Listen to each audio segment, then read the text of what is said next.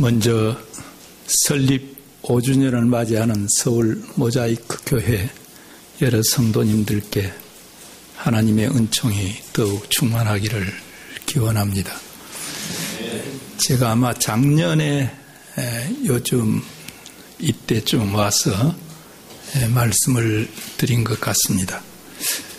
오늘은 하나님 말씀의 흥왕이라고 하는 그런 제목을 가지고 한국교회, 특히 우리 서울 모자이크 교회가 나아가야 할 방향의 하나를 조금 같이 생각했으면 합니다. 오늘 읽은 네 본문이 있는데 첫째 본문은 제가 말씀드리는 가운데 권서 이 얘기를 하면서 조금 적용될 그런 말씀이 되겠고, 뒤에 읽은 사도행전 6장 7절, 12장 24절, 그리고 19장 20절 말씀은 바로 한국 교회뿐만 아니라 과거 초대 교회에서 이 말씀의 흥왕을 통해서 교회가 성장하고 발전했기 때문에 한국 교회도 바로 이 말씀의 흥왕을 통해서 교회의 성장과 또 발전, 나아가서는 우리 성도들 개개인의 신앙적 성숙을 기할 수 있다고 이렇게 생각해 봅니다. 오늘 읽은 그 사도행전의 말씀을 간단하게 말씀드리면, 초대교회가 예루살렘에서 예수님께서 승천하신 후에 11 제자와 그리고 120명 다른 제자들에 의해서 성립이 되었습니다. 성령의 은사로 성립된 이 교회는 여러 가지 많은 이적들이 나타났습니다. 특히 어느 공동체나 본받아야 할 그런 성도의 교제가 아름답게 나타났습니다. 그래서 공산주의자들도 이상적인 공산사회의 모습을 예루살렘 교회가 가졌던 가진 자와 같지 않은 자가 서로 내어놓고 통용하면서 교제했던 그것을 공산주의자들도 이상적인 사회의 한 표본으로서 언급한 적이 있습니다. 그럴 정도로 예루살렘 교회는 좋은 교제가 있었고, 또 그 가운데는 많은 교회의 성장을 보게 되어서 우리가 잘 아는 대로 예루살렘 교회는 하루에 3,000명 회개하는 그런 역사도 일어나게 되었습니다. 그러나 그 교회는 하나님께서 원하시고 특별히 예수님께서 승천하시면서 분부하신 말씀, 너희에게 성령이 임하시면 권능을 얻고 예루살렘과 온 유대와 땅 끝까지 이르러 내 증인이 되어라 라고 하는 이 말씀을 제대로 순종하지 않았습니다. 이 말씀을 순종하기 위해서는 그들은 모이기만 하고 모으기만 하는 그런 교회가 아니라 오히려 말씀을 가지고 흩어지는 교회여야 했습니다. 그러나 예루살렘 교회가 흩어지지 아니하고 모으기만 하고 모이기만 했기 때문에 하나님께서는 당신의 뜻을 이루시고자 예루살렘 교회를 흩으시는 작업을 했습니다. 그것이 예루살렘 교회의 핍박으로 나타났고, 핍박을 받은 많은 성도들이 각지에 흩어지게 되었습니다. 그래서 온 유대와 사마리아와 땅끝까지 이르러 복음을 전하는 그런 일들을 하게 되었습니다. 이런 걸 정리하면서 예루살렘 교회의 이런 성장과 흥왕을 뭘로 이 사도행전을 쓴 누가는 정리했느냐? 이것이 바로 하나님의 말씀의 흥왕이다라고 정리를 했습니다. 사도행전 11장 19절 이하에 보면 흩어진 사람들이 안디옥을 비롯해서 여러 곳에서 교회를 세우고 그 다음에 많은 이 교회의 성장을 보게 되었습니다. 이런 걸 정리하면서 다시 말하면 사도행전의 저자인 누가는 하나님의 말씀의 흥왕이다 라고 12장 24절에 말했습니다. 더 나아가서는 안디옥 교회를 중심으로 해서 소위 해외 선교, 오늘날 지역으로 말하면 터키와 그리스 지역까지 복음을 전했습니다. 바나바와 바울이 중심이 되어서 이렇게 복음을 전했는데 이 바울의 1, 2, 3차 전도와 관련해 가지고 19장 20절에 다시 정리를 했습니다. 이와 같이 하나님의 말씀이 흥왕하여 세력을 얻게 되었다라고 했습니다. 그러니까 역사를 공부하는 저로서는 사도행전에 나타난 역사관의 일단이 뭐냐? 누가가 이걸 썼습니다마는 누가가 쓸 적에 사도행전의 중요한 역사관은 하나님의 말씀의 흥왕이라고 하는 관점에 서서 이 사도행전을 쓰고 있다는 것입니다. 예루살렘 교회에서부터 시작된 하나님의 복음의 말씀이 온 천하에 보급되면서 교회가 성장 발전하는 이 과정, 많은 성도들이 생기는 이 과정을 그는 한마디로 하나님 말씀의 흥왕이다라고 정리를 했던 것입니다. 저는 이것을 한국 교회 초기의 역사에서도 적용할 수 있다고 생각합니다. 제가 역사를 전공한 사람이기 때문에 오늘 역사 얘기를 조금 더 하겠습니다. 같이 은혜 받는 시간이 되었으면 좋겠습니다. 우리나라에서 성경을 처음 접하게 된 것은 언제냐? 물론 천주교회에 의해서 성경 직해라든지 성경 광익이라고 하는 그런 성경의 일부를 한문 또는 한글로 번역해서 보급한 적이 있습니다. 그러나 성경을 전부 번역해서 보급하는 일은 개신교회에 의해서 이루어졌습니다.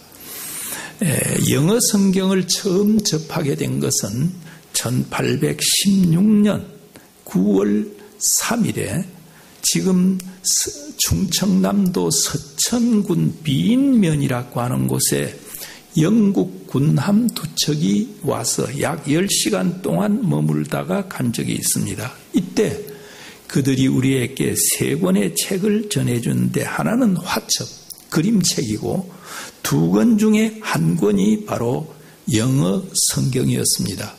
그러나 당시에 우리나라 사람들은 영어를 모르고 또 그쪽 사람들은 한글이나 한문을 몰랐기 때문에 제대로 소통이 되질 않았습니다. 그때 지방에서 받은 그 성경과 책자들을 중앙에 올렸습니다마는 중앙에 있는 대신들도 그걸 몰라서 나중에 그 책을 다 찢어가지고 없어져 버렸다. 다산정약용 선생의 글에 보면은 그 내용이 나오고 있습니다. 지방에서 이런 책들이 올라왔는데 그걸 보고 대신들이 영어를 모르니까 신기해서 이 사람이 몇 장 찍고 저 사람이 몇 장 찢어가지고 집에 가져가서 결국 없어졌다. 그렇게 되어 있습니다. 그 뒤에 1807년에 로버트 모리슨이라는 사람이 중국에 와서 1823년에 한문으로 신천성경이라고 하는 걸 냈습니다. 한문으로 번역된 성경입니다. 그 성경을 가지고 귀슬라프라고 하는 분이 1832년에 우리나라를 찾은 적이 있습니다. 역시 한문 성경을 가지고 1865년과 66년에 토마스라고 하는 로버트 토머스라고 하는 영국 선교사가 우리나라에 와서 그걸 전하고 또 죽임을 당한 적이 있습니다. 그러나 한문으로 된 성경이 아니고 한글로 된 성경은 우리에게 어떻게 전해지는가? 그것은 1982년 3월에 누가복음이 번역 출판되었고 5월에는 요한복음이 번역 간행되어 가지고 우리에게 전해지게 되었습니다. 그 주역을 맡은 사람은 바로 스코틀랜드 연합 장로교회 선교사로서 중국에 1872년 10월에 바로 요하 입구에 영구우장이라고 하는 곳에 왔다가 거기서 다시 심양으로 선교지를 옮긴 존 로스 목사에 의해서 이루어졌습니다. 그와 그의 매제되는 누이 동생의 남편 되는 존 맥킨타이어는 1879년에 4사람의 한국인에게 세례를 주었습니다. 만주에서 물론 이루어졌습니다. 그들과 함께 성경 번역을 시작했습니다. 그들은 한문 성경에서 우리말로 번역하고 로스나 맥킨타이어는 영어와 또 성경 원어를 가지고 대조를 하기 시작했습니다. 이 존 로스라고 하는 분은 의학의 천재였습니다. 1872년 10월에 영구우장에 도착하고 난 뒤 그 이듬해 73년 5월 11일에 중국 사람에게 중국어로 설교를 했습니다. 불과 7개월 만에 그렇게 할 수 있었던 사람입니다. 물론 그동안에 그 겨울에 그는 사서삼경을 한문으로 읽기 시작했던 그런 사람입니다.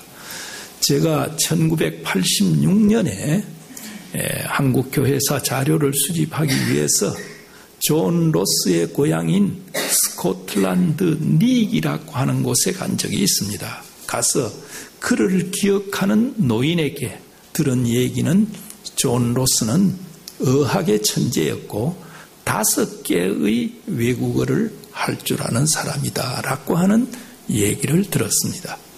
이 존 로스는 한국인들과 함께 그의 매제되는 존 맥킨타이어와 함께 성경을 번역해서 1882년 3월에 누가복음을 그리고 5월에는 요한복음을 각각 3,000부씩 간행했습니다.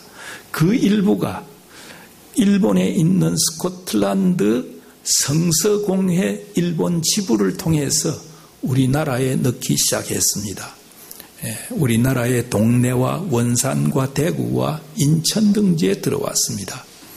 그리고 그 성경의 일부는 당시 압록강 북쪽에 살고 있는 약 3만 명의 한국 사람들에게 복음을 전하기 시작했습니다. 이 사역은 김청송이라는 사람이 맡아서 이 일을 했습니다. 그는 매약장사, 약장사를 하다가 돈이 떨어져서 심양에 와서 로스 목사의 이 성경 인쇄하는 일을 도왔습니다. 성경 인쇄를 하는 동안에 한글 활자를 하나씩 뽑고 그 다음에 조판을 하는 동안에 로스의 그런 평가에 의하면 그는 그 활자를 책에다가 박은 것이 아니라 자기 마음에다가 박았다라고 했습니다. 말씀이 그에게 왔습니다. 그래서 그는 그 1882년 3월 누가복음이 간행되자 말자 나는 이 복음서를 내 마음속에 간직했고 그래서 내가 세례를 받았으면 좋겠다.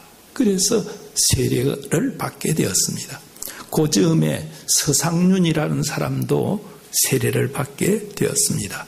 바로 이 김청송이라는 사람의 그 집이 어디에 있었느냐 하면은 압록강 바로 북쪽 만주 지반현이라고 하는 곳에 있었는데 그는 이 성경 말씀을 누구보다도 자기 집안 사람들과 이웃 사람들에게 전해야 되겠다 하고 그 누가복음을 참치고 그 다음에 이 복음서를 전하기 시작했습니다.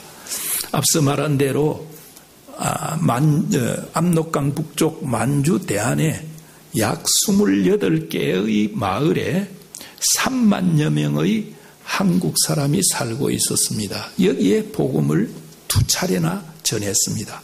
그리고 난 뒤에 이들에게 세례 주는 일들이 있게 되었습니다. 그래서 로스 목사가 1884년 겨울에 그의 친구 웹스터라고 하는 사람과 함께 영하 40도의 추위를 무릅쓰고 600마일의 여행을 했습니다. 그래서 한국인 마을 4곳을 다니면서 75명에게 세례를 주었습니다. 그리고 그 이듬해 여름 85년 여름에도 25명에게 주었습니다. 그러니까 85년까지 만주 지역에 있던 한국인이 세례를 받은 것은 100명이 넘었습니다. 로스는 다시 기록했습니다. 지금 세례를 받지 못했지만은 세례받기를 원하는 조선 사람이 약 600여 명이 있다라고 고백을 했습니다. 로스 목사의 이런 번역 성경이 벌써 만주에 있는 조선족은 이렇게 변화를 시키고 있었던 것입니다. 그 성경이 이제 한반도 안으로 들어옵니다. 여러 루트를 통해서 들어오지만은 제가 한 케이스만 소개하겠습니다.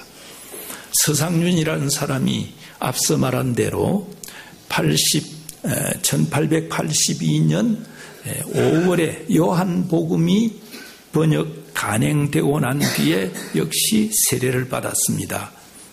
그는 1882년 10월 6일 로스 목사 부부와 함께 기도하고 그가 주는 성경을 가지고 남쪽으로 내려왔습니다. 그의 집은 의주였고 그리고 그의 목표지는 서울이었습니다. 서울에 와서 많은 다른 사람들로부터 성경 보급을 받았습니다. 그리고 이걸 전하기 시작했습니다. 전한 지 6개월 만에 로스 목사에게 편지를 썼습니다. 여기에 지금 13사람이 예수를 믿고 세례받기를 원하고 있다. 로스 목사님 내려오셔서 이들에게 세례를 주시고 교회를 세워주십시오. 그러나 로스 목사는 내려오질 못했습니다. 성경 번역 작업이 있었기 때문입니다. 그가 계속한 그 성경 번역은 1887년에 예수 성교 전서라 해가지고 신약 성경으로 이렇게 출판되어 나오게 되었습니다. 자, 그는 서상윤은 서울에 와서 이렇게 복음을 전한 결과 6개월 후에는 13사람에게 세례를 주었고 그 다음에 그는 아마 황해도 소래와 또 서울 남쪽에 있는 지역에 각각 복음을 전했습니다.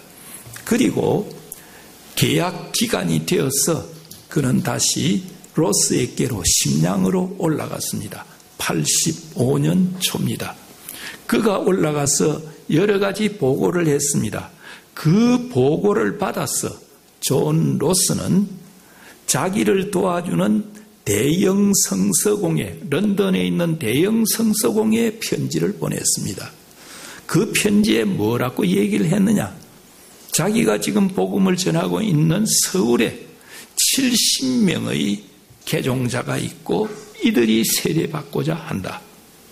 두 번째로 서울에서 서쪽으로 떨어진 저 서쪽, 아마도 지금 황해도 소래가 아닌가 생각합니다. 거기에는 18사람이 벌써 몇 주 전부터 이렇게 설교당을 만들어 놓고 모이고 있다. 서울의 남쪽에는 20여 명이 지금 세례받기 위해서 준비하고 있다 하는 얘기입니다. 이 편지가 몇 월 며칠자냐? 1885년 3월 8일자 편지입니다. 3월 8일자로 심양에서 썼습니다. 그럼 보고는 그보다 이르게, 그보다 적어도 며칠 전이나 몇 주 전에 했을 것이고, 그리고 서울이나 한국에서 이루어진 그 사역은 그보다 몇 달 전에 이루어진 사역을 보고한 것일 것입니다. 이게 왜 중요한가? 그것은 이 땅에 복음 선교사 언더우드 아펜셀라가 오기 전 얘기입니다. 언더우드 아펜셀라가 온 것이 언제입니까? 1885년 4월 5일 부활주일날 한국에 도착했습니다. 이 편지는 3월 8일자로 보내진 편지고, 그리고 이 사실은 그보다 아마도 몇 달 전에 이루어진 사실일 것으로 생각합니다. 제가 1986년에 아까 말씀드린 대로 자료 수집을 하기 위해서 스코틀랜드에도 가고 또 대영 성서공에도 갔습니다. 가서 지금은 이 캠브리지 대학 중앙도서관 안에 대영 성서공에 자료실이 있습니다. 거기에서 뒤적여 가지고 그 편지를 제가 발굴을 했습니다. 이 편지 발굴했을 적에 얼마나 기뻤는지 모릅니다. 왜냐하면은 이제 우리의 역사가, 기독교 역사가 바뀌어지는 순간입니다. 그전에는 언더우드 아펜셀라가 와서 복음을 전해가지고 한국에서 복음화가 시작되었다고 보았는데, 그것이 아니고 그가 오기 벌써 한 달 전에 서울에만도 70명이, 그리고 소래에 18명이, 그리고 서울 남쪽 아마 이 화성이나 아니면은 안성 지역이 아닌가 생각됩니다. 거기에는 벌써 20명이 예수를 믿고 세례받을 준비를 하고 있었다 하는 사실에서 이걸 보게 됩니다. 여기에서 바로 우리는 첫째, 하나님의 말씀 그대로 전해져 가지고 변화를 일으키는 말씀의 흥왕의 역사를 이렇게 보게 됩니다. 자, 이런 역사는 일본으로 간 이수정을 통해서도 나타납니다만은 그건 제가 여기서 생략을 하겠습니다. 그 뒤에 로스역 성경이 우리나라에서 그대로 쓰여지질 못했습니다. 왜냐하면 미국 계통의 선교사들이 와서 그들이 성경 번역을 다시 하려고 했습니다. 그러니까 로스나 일본에서 번역한 이수정이 번역한 것을 배제를 시켰습니다. 이해할 수 있는 부분입니다. 왜냐하면 선교사가 어느 지역에 처음 갔다 할 적에 학교를 세우고 교회를 세우고 병원을 세우는 그런 일도 중요하지만은 가장 영예스럽게 생각하는 것이 그 나라 말로 우리가 성경을 번역했다 하는 것이 가장 중요합니다. 그런데 이미 와서 보니까 로스 이수정이 성경 번역한 것이 나왔습니다. 그러니 기분도 별로 안 좋았겠죠, 젊은 사람들.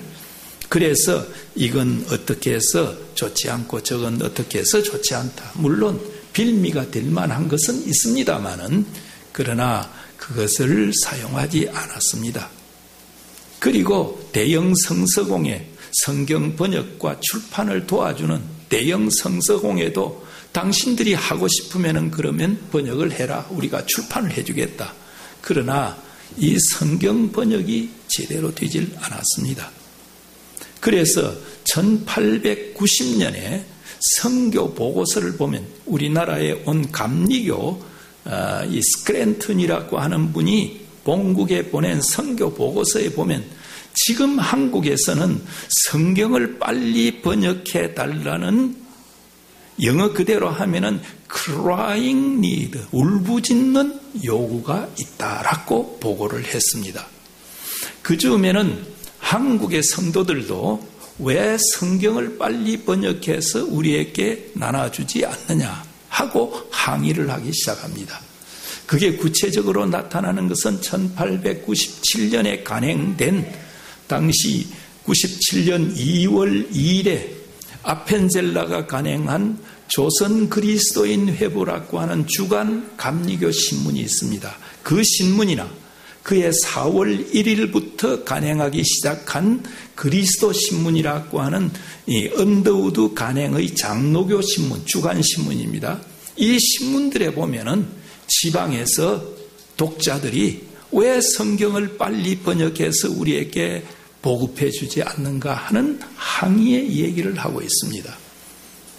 예수 믿는 사람이 성경을 읽어야 하는 것은 배고픈 사람이 밥을 먹어야 하는 것과 목마른 사람이 물을 마셔야 하는 것과 같이 중요한 것인데 왜 왼통 성경을 번역해서 우리에게 보급해 주는 일이 이렇게 느린가 하고 아주 답답하다 하는 얘기를 하고 있습니다.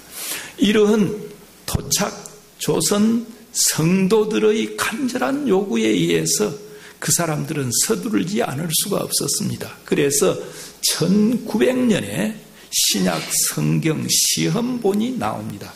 공인본은 1906년에 신약 성경이 나옵니다. 그리고 구약 성경은 1910년에 전주에서 번역 완료가 되고 11년에 간행이 되었습니다. 그래서 우리나라 성경이 처음 신구약 성경이 간행된 것은 1911년이라고 할 수 있습니다. 이 성경 번역은 그렇게 원만하거나 잘 되질 못해서 곧 개혁위원회를 만들어 가지고 1936년에 구약을 37년에는 신약을 그리고 38년에 오늘 우리가 사용하고 있는 이 성경의 저본, 이 성경 그대로는 아닙니다. 저본을 만들었습니다. 제일 밑바닥본을 만들었습니다.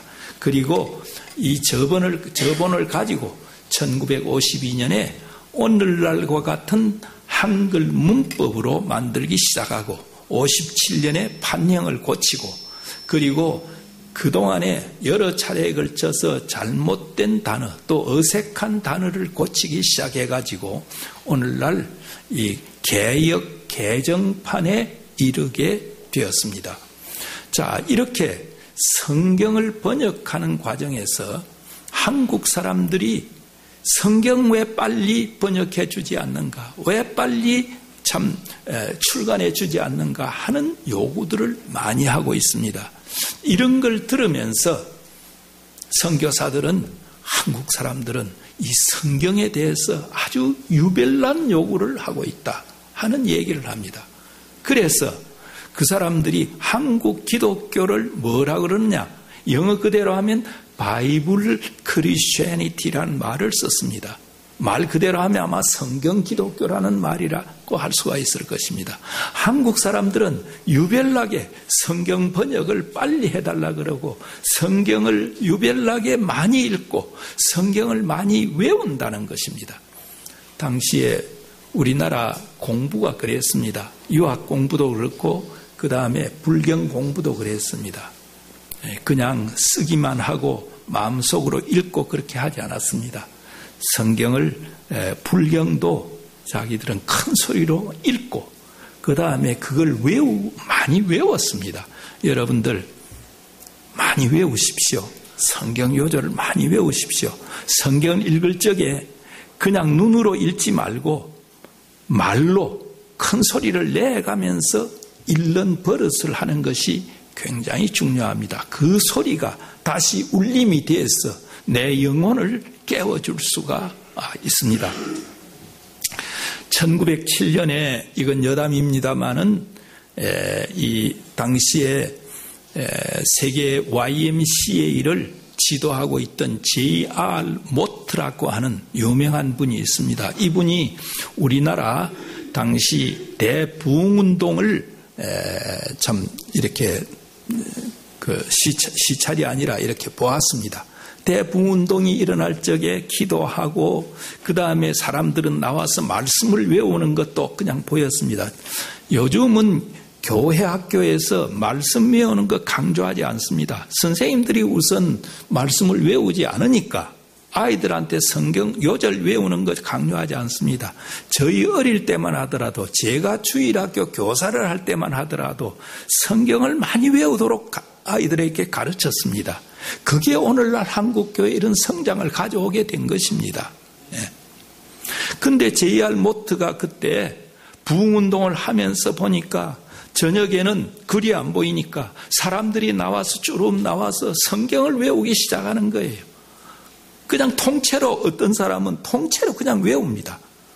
그걸 보면서 그가 한 말이 아주 유명합니다. 한국에는 성경이 없어져도 아무 걱정할 것 없다. 왜? 저 사람들이 저렇게 다 외워놨기 때문에 그 외운 걸 다 풀면 또 성경 될 것 아니냐, 이런 얘기를 했습니다. 부디 이 모자이크 교회가 하나님의 말씀을 가지고 모자이크를 하는데 우선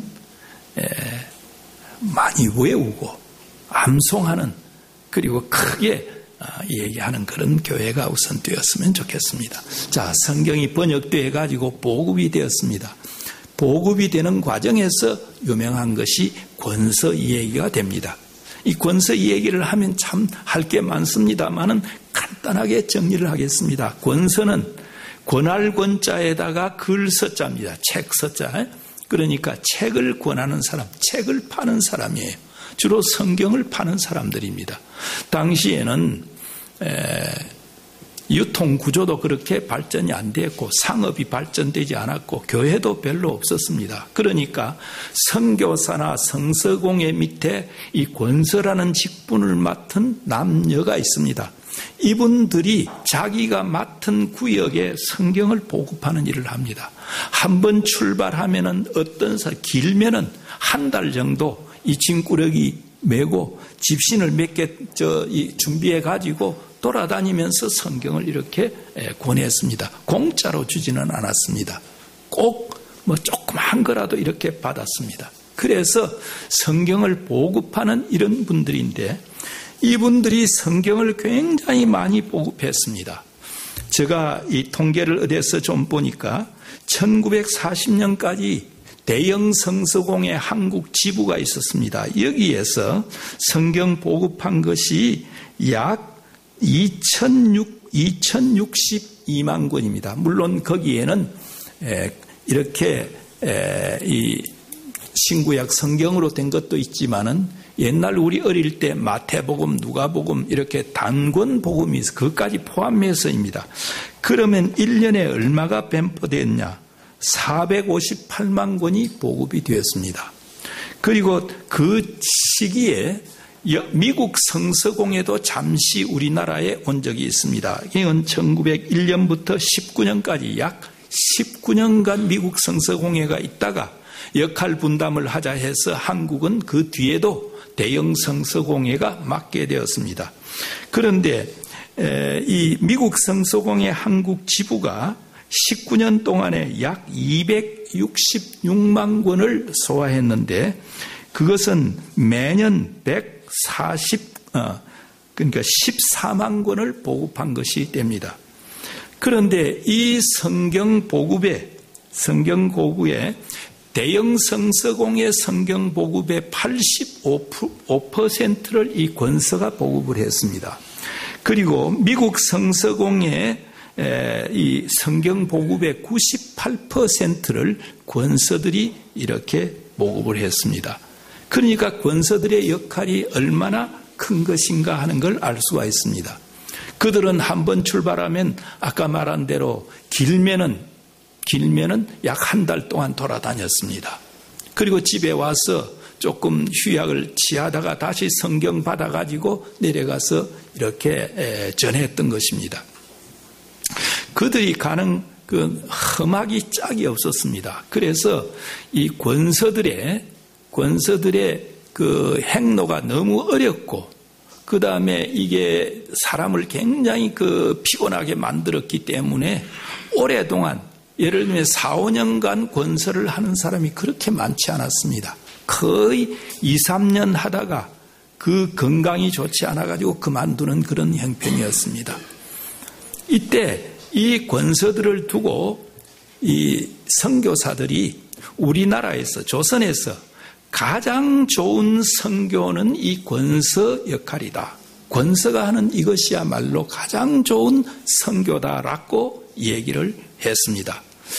이들이 성경을 어느 정도 보급했는가 하는 건 아까 통계로 나왔는데, 당시에 미남감리회, 우리나라에는 감리회 둘, 미국 남감리회, 미국 북감리회, 그리고 장로교는 이 미국 북장로교, 미국 남장로교, 카나다 장로교, 그 다음에 오스트레일리아, 호주 장로교 이렇게 왔습니다.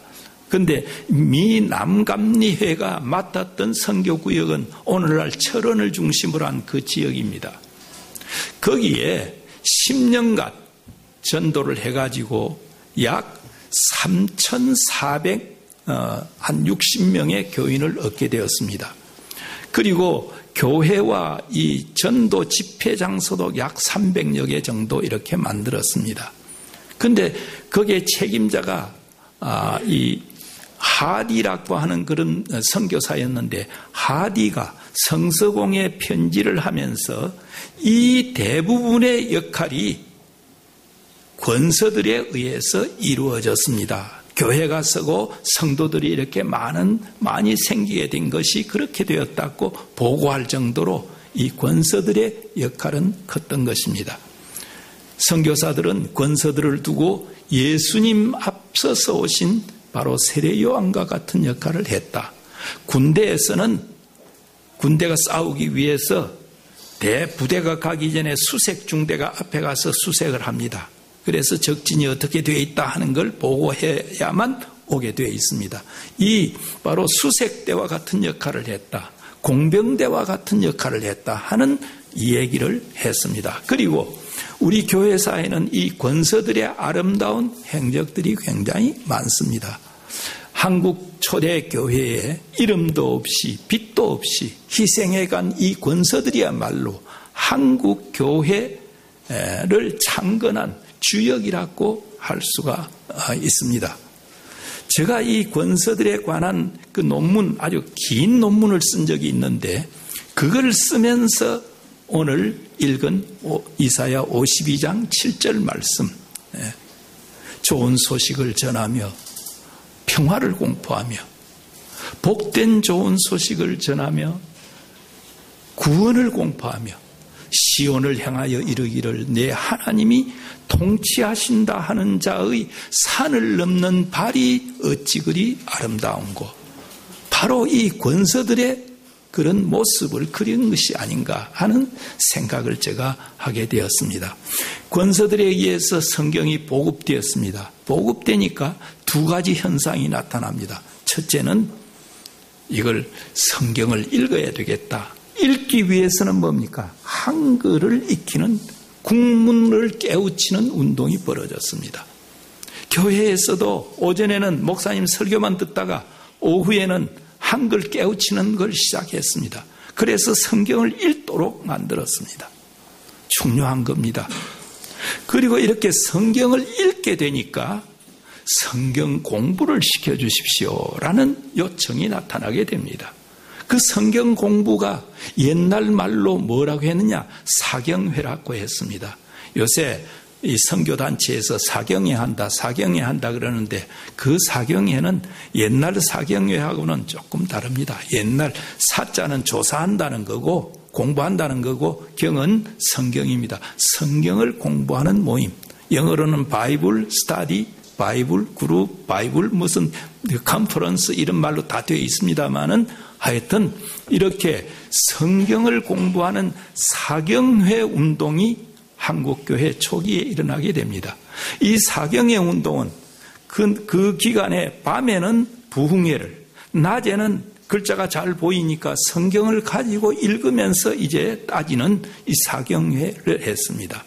바로 이 사경회 운동은 부흥회와 같이 한국 교회를 부흥시키는 대단히 중요한 역할을 했습니다. 1903년 원산 부흥회, 1907년 평양 대부흥운동, 그리고 1909년 백만인 구령운동, 1920년대 한국교회 부흥운동이 바로 이 사경회와 밀접한 관련이 있었습니다. 사경회에 관한 몇 가지 예를 제가 들어드리겠습니다. 얼마나 당시에 우리 선조들이 열심히였는지. 1901년 여성들 사경회가 평양에서 열렸습니다. 사경회는 보통 이 농한기에 합니다. 겨울에 눈이 많이 오고 얼음이 끙끙 오는 그런 때는 밖에 나가서 농사를 지을 수가 없어요. 그때 주로 모아서 사경회를 했습니다. 그런데 그 사경회에 300리나 떨어진 오늘 압록강변의 sak주 창성 지방에서 여성들이 이고 지고 해가지고 사경회에 참석했습니다. 이고 지고 한 것은 일주일 내지 한 열흘간 사경회 하는 동안에 필요한 옷이라든지 양식이라든지 그 다음에 덮고 입을 걸 가져왔습니다. 하늘하고 이고 지고 해가지고 300리 길을 찾아왔습니다. sak주 창성지방에서 평양까지 강이나 이런 데는 괜찮습니다. 그러나 재가 많습니다. 산이 많아요. 그 눈이 다 덮여 있습니다. 길이 보이지 않습니다. 그런 걸 뚫고 당시 우리 믿음의 참 선조들이 300리 길을 그렇게 왔습니다.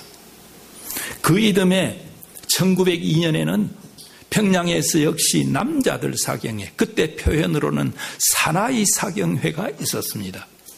400여 명이 모였다고 합니다. 북쪽의 sak주 창성지방에서, 남쪽에 황주, 해주, 서울에서 참석했습니다. 그 기사의 맨 끝에 보니까 뭐라고 했느냐. 이 형제들 가운데는, 여기에 참석한 형제들 가운데는 목포 무안지방에서, 저 전라남도 목포 무안지방에서 참석한 형제들도 있더라. 이게 초대교회를 이룩한, 그리고 말씀을 사모한 한국 기독교인들의 열심이었습니다. 선교사들의 보고에는 한 열흘간의 사경회를 위해서 어떤 여성들은 쌀자루를 이고 그 다음에 손에는 때 묻고 다른 성경을 가지고, 그 다음이 중요합니다. 300마일을 왔다. 300마일 몇 킬로입니까? 480킬로입니다.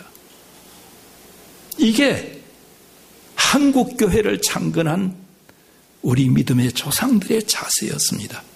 480킬로를 사경에 참석하기 위해서 걸어왔다는 것입니다. 이 여성들 가운데는 거기에다가 애를 들쳐 입고 온 사람들도 있다. 제가 그런 자료들을 볼 적에 감격하지 않을 수가 없었습니다. 아까 목포 무안에서 참석했다 하는 그 자료를 연세대학교 도서관 아주 막 그 옛날 거 그냥 해놨는데 거기에서 제가 자료를 찾았습니다. 그때 복사가 안 되니까 쓰면서, 노트에 쓰면서 정말 울었습니다. 우리에게 복음을 전수시켜준 이 믿음의 조상들, 평양에서 사경회 하는데 목포 무안지방에서 참석한 사람들이다. 또 하나 기억해야 될 것은 이들이 가지고 다녔던 성경, 뭡니까? 때 묻고 다른 성경이라고 했습니다. 뭘 표현합니까? 얼마나 열심히 읽었으면 때가 그렇게 묻고, 그 다음에 옛날 종이가 좋지 않으니까 종이가 핀다는 말을 하지요. 뚜루루 말리고 하는 것. 그래서 때 묻고 아주 달아진 성경을 갖고 왔다. 여러분들 후손에게 뭘 남기시려고 합니까? 때 묻고 다른 성경을 남기십시오. 뭐의 증표입니까? 너희의 아버지, 어머니, 너희의 할머니, 할아버지는 이렇게 하나님의 말씀을 사모해서 늘 읽었기 때문에 이렇게 때가 묻고 달아있다 하는 걸 보여주는 것. 그리고 너희들도 너희 자손들에게 그렇게 하라 하는 걸 권고할 수 있어야 합니다. 어제 제가 저희 맏손녀가 지금 고등학교 1학년이 되었습니다. 다음 주간에는 기숙사에 들어간다 그래요. 서울에 그런 학교가 있습니다. 그래서 손녀 보고 제가 읽던 성경을 주었습니다. 마침 그 성경이 NIV, New International Version이라고 영어로 되어 있습니다. 그 애가 미국에서도 좀 생활을 해서 영어도 조금 알기 때문에 그걸 주면서 마침 그 성경이 그 아이의 아버지 되는 저 아들이지요. 아들이 대학교 다닐 적에 산 성경입니다. 근데 그게 어떻게 우리 집에 있었어요. 그래서 저는 영어 성경을 보면서 그게 좀 보기가 수월해서 그걸 몇 년 동안 쭉 읽었습니다. 그래서 모르는 단어를 거기에 깨알같이 찾아서 막 써놨습니다. 그래서 주면서 그랬어요. 이건 너희 아버지가 샀고 할아버지가 지금 읽어가지고 이렇게 단어 같은 것도 많이 찾아놨으니까 너가 읽으면 좋겠다. 매일 그러니까 신약 한 장, 구약 한 장 그렇게 읽었으면 좋겠다 하고 어제 제가 성경을 준 적이 있습니다.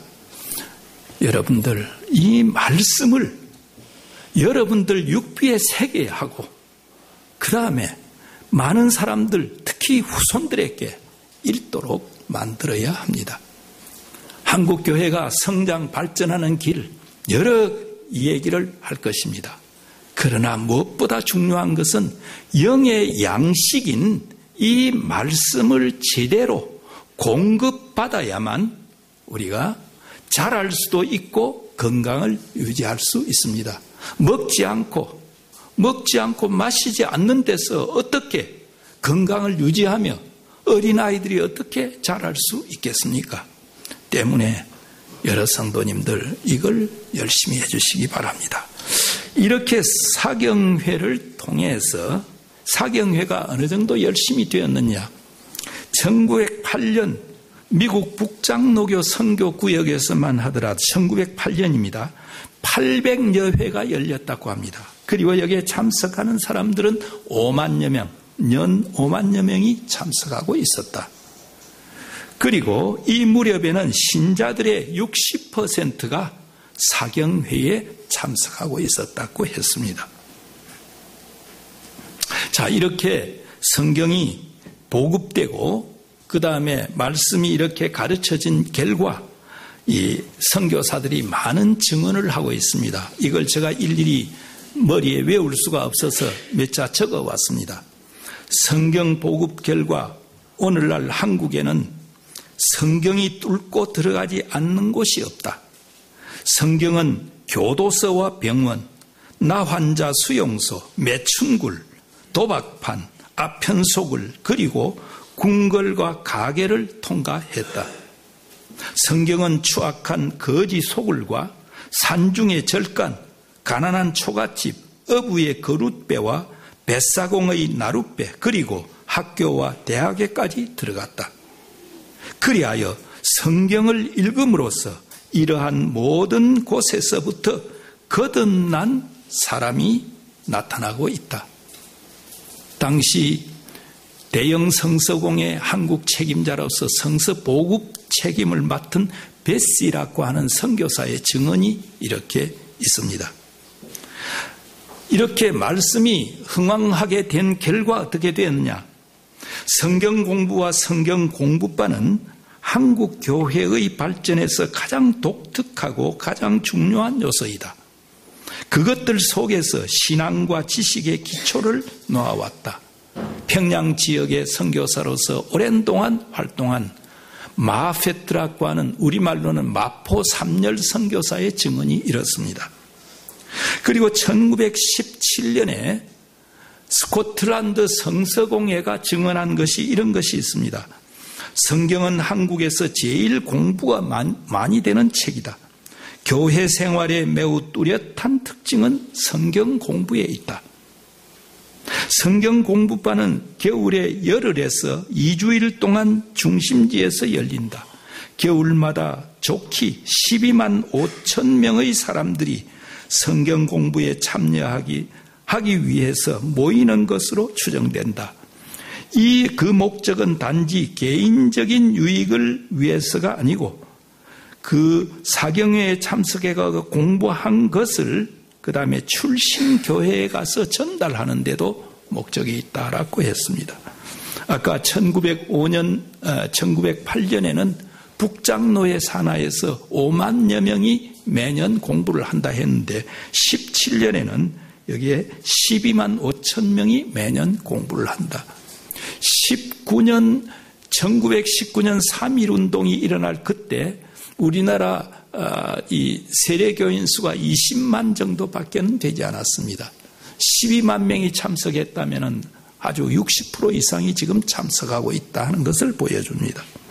한국교회에 주목할 만한 성장과 발전은 성경을 체계적으로 가르친 때문이라는 것이 충분히 관찰한 사람들의 확신이다라고 말했습니다. 제가 설교를 맺겠습니다.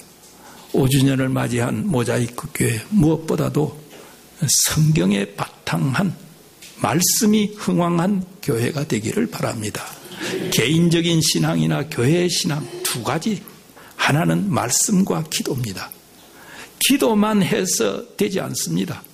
말씀을 통해서 기도를 보완해야 합니다.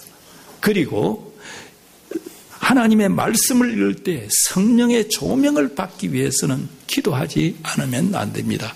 개인 신앙생활의 성장이나 우리 교회의 성장에는 이 말씀과 기도가 필수인데, 오늘 저는 이 성경 말씀의 흥왕이라고 하는 제목을 가지고 했습니다. 부디 참 우리 모자이크 교회가 앞으로 더 성장 발전하기 위해서 말씀이 흥왕하고 풍족한 그런 교회가 되기를 간절히 기원합니다. 감사합니다.